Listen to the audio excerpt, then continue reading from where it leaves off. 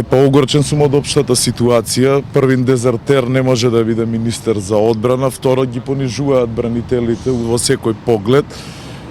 Тоа е основата за тоа што сум тука и има други причини, тоа се од минатото не ги кажувам. Сега моментално сум заради бранителите, поради тоа што се понижени.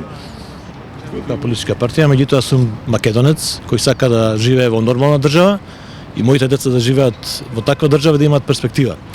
Ако мисли некој дека е нормално да бивш дезертер и член на паравојна екстремистичка организација може да биде министер за одбрана, тоа не е нормално.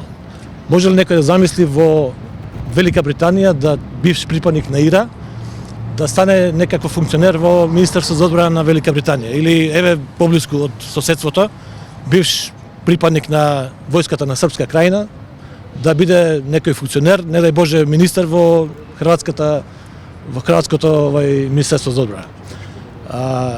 Ако некој мисли дека е духот на Рамковниот договор да имаме повластена етничка заедница за која не важи законот, еве гледам и од Алса тука има, нека поминат овде во Старата чаршија и во Топанско поле да видат како функционира законот во главниот град, да не зборам за Рачиново, Кондово и други тимни вилајати во Македонија.